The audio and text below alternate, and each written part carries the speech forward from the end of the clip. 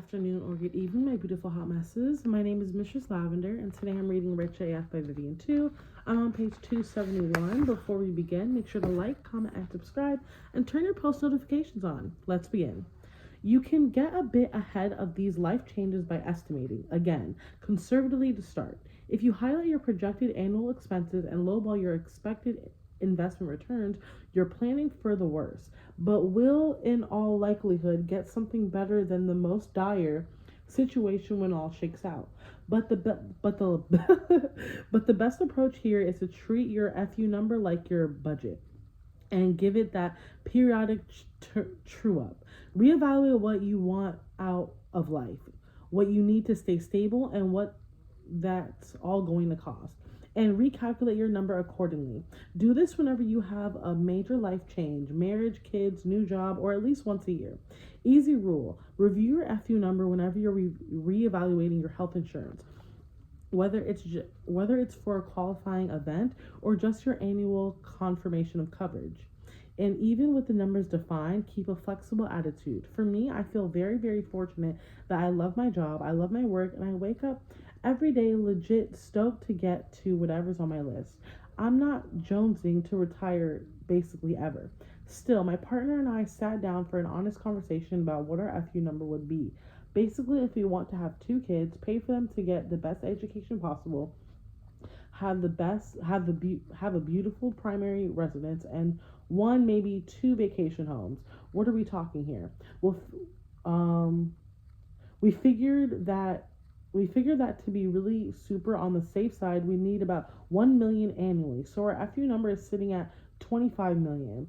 But does that mean we're going to be going ham at work straight on until then? No, lol. Certainly there will be a downshift when we hit 5 million and another when we hit 10 million. There's nothing magical about those milestones beyond them being nice round numbers and a good place to reevaluate. As we keep getting closer, there will be mental shifts too, weighing out things like, do I need to squeeze in one last meeting, or am I ready to chunk it all for a happy life and go on vacation with my kid? Do I know the answer to that question now? Also, heck no. I don't know how 45-year-old or even 35-year-old Vivian is going to feel about life.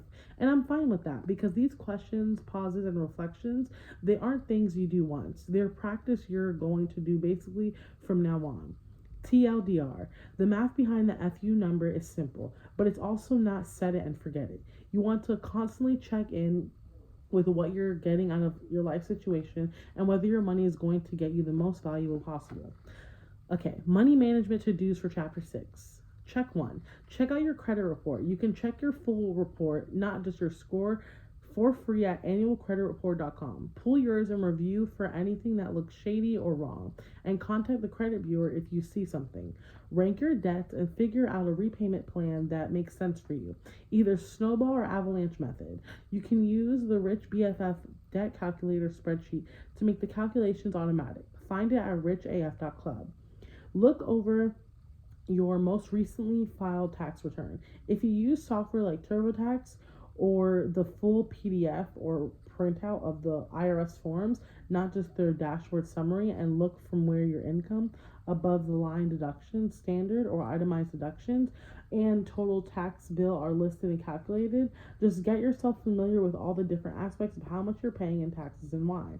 Figure out which financial pros make sense to add to your team. Then reach out to your colleague or mentor for recommendations and set up intro calls. Remember, the first call should always be free, and if they're a D to you, don't keep working with them. Figure out your 3 annual spending levels: bare bones, leisurely working, or completely retired, and calculate your FU numbers. We're in the conclusion page. Woo, woo, woo, woo, woo. We're on page 275. Conclusion: the true secret to being rich AF, solid gold habits.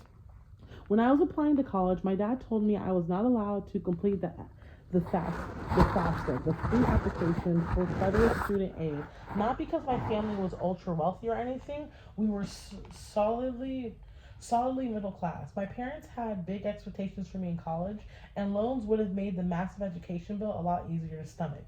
No, this is because of his Chinese dad conspiracy theory. If we apply for FAFSA and the schools that you're applying to find out, you'll be less likely to get in. I tried to explain to him that wasn't true. Dad, these schools are need blind. All the Ivy League colleges and competitive universities are, they don't care. The FAFSA doesn't factor in. And my dad was firm. I'm not willing to take that risk. I'm not willing to gamble on anything. Vivian, you're not filing that FAFSA form.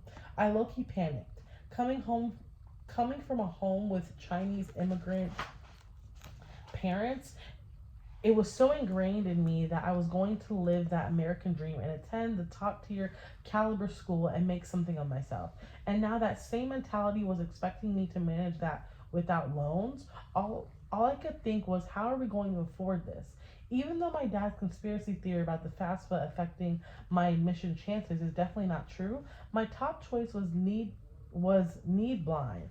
I did learn something about him that day, that our parents might be teaching us the wrong lessons about money, even if they mean well. Turns out we all have money habits ingrained in us from a very young age, as young as 7 to 9 years old.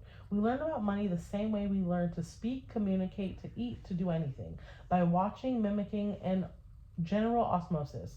The same way you happen to hold your pen weird like your mom, or you don't like it when your food touches like your dad, your ideas about money might stem from your parents or the guardian adults in your life. Having interesting habits around having interesting habits around money themselves. And these are not only good habits. In fact, sometimes they're more like tiny acts of self-sabotage, which is why it is crucial to unpack them on your way to thinking like a rich person. By now, you know that being rich AF doesn't mean being good with numbers, or playing the stock market, or even being born rich. Remember my trash date with the credit card debt? What it does mean is deeply understanding yourself, your goals for your money, and what's standing in the way of those two. Yes, you can do tons of research on the rules of how investing works and which banks give you the best HYSA rates. But ultimately, the rich AF strategy you need to success is all within you. By educating yourself on how money works and by dismantling some of those automatic hand me down money habits we got from our moms and dads, you will truly set off into the world with a solid gold mindset. So allow me to present you with one grab bag of wisdom before you go, like the gift bags they hand out at the Oscars. Here are some situations and mindsets you must inherit at some point during your life, and the true pearl of rich AF wisdom that proves them wrong. Sure, they might not be a tinfoily hat as my dad's anti-FAFSA stance, but they're just as important to recognize and push back on. Solid gold truth number one: wealth is not made to be hoarded. Whether it's that your dad just doesn't trust the banks, or your mom was firmly convinced that cash is king no matter what, your parents may have taught you that money should stay basically in your line of sight at all times. This wealth hoarding mentality can come from a genuine place of wanting to protect and provide for you. If money was tight, your parents may have been afraid to invest their money or lose, or even just lose access to whatever small cushion of cash they have saved up. It doesn't matter how much they knew about investing and it being a good idea, if they generally couldn't spare even $10 without the power getting turned off. But more likely, there was a serious knowledge gap. Rich people know that just sitting on a pile of cash, literally or figuratively, is not going to get you rich because it prevents your money from making you money. But how are regular people supposed to find that out?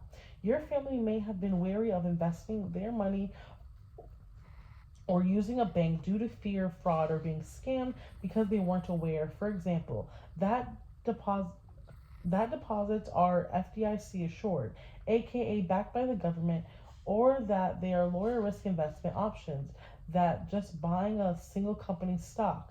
They may not have known how to get started and therefore felt more comfortable hoarding their wealth instead of puzzling out how to set up a brokerage account.